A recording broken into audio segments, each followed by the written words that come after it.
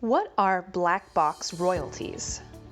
If the term black box royalties sounds a little ominous, it probably should.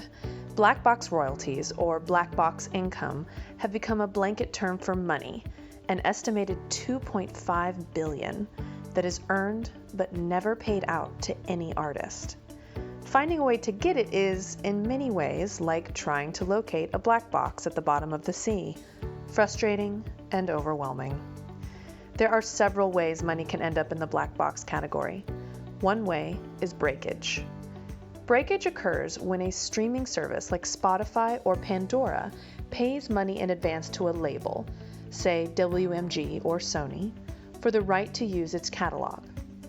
The label accepts both the deal and the advance, but when the contract expires, there's a difference between the royalties earned from the catalog and the initial advance. Rather than recoup the difference, the streaming platform will, more often, encourage the label to pocket what's left as an incentive for relicensing their catalog. Thus, the cycle begins anew. But herein lies the rub. None of this so-called breakage money ever makes it to the artists because it remains unattributable to any specific artist. That money, as it's not earmarked for a specific artist or group of artists, is deemed unattributable and disappears into the label's book. This is a significant source of income for major labels.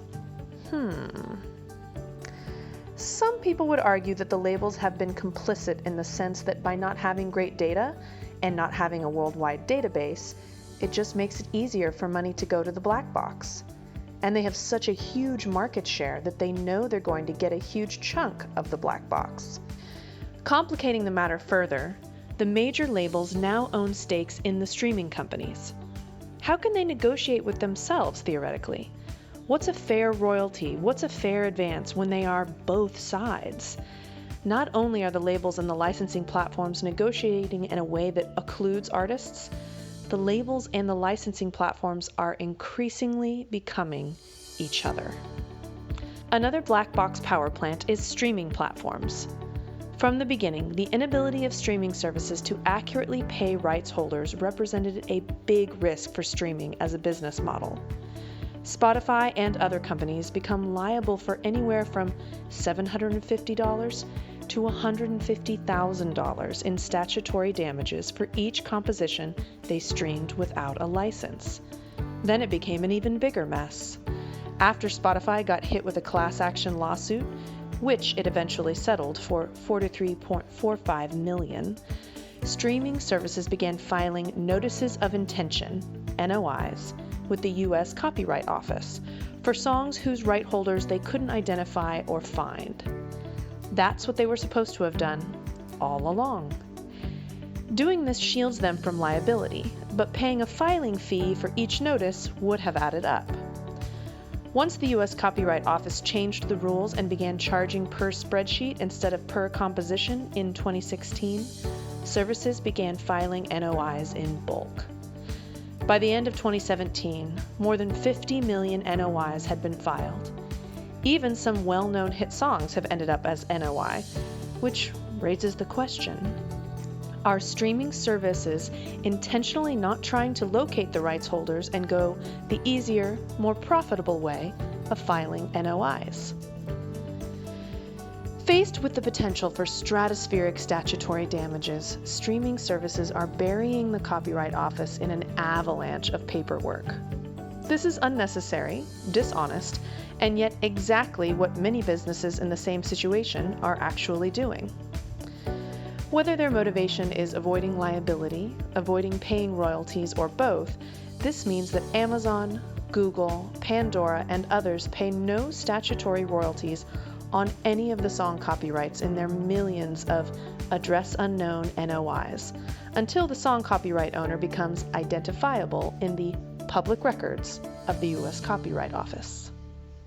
Another time money is sucked into the black box void is when a song by an American artist becomes a hit overseas. If a song has not been registered with the PRO or Mechanical Collection Society in the territory in which it is getting streamed, sold, or performed, the society doesn't know who to direct the royalties to.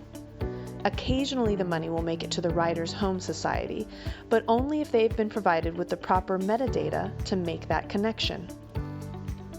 Additionally, if a writer never affiliates with a PRO or registers their songs anywhere, royalties earned by their songs will enter the black box as well.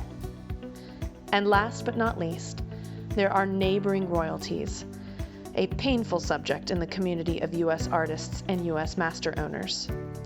Neighboring royalties are basically performance royalties for artists and master owners. U.S. doesn't recognize these royalties, thus there is no collecting society for these kinds of royalties. The tricky part is that other countries pay these royalties to artists and master owners. So when a U.S. song is played internationally, it generates neighboring royalties, but they never reach the rights holders because there is no official U.S. collecting society that will collect and distribute them. Although, SoundExchange has some reciprocal agreements with other countries and collects some neighboring royalties.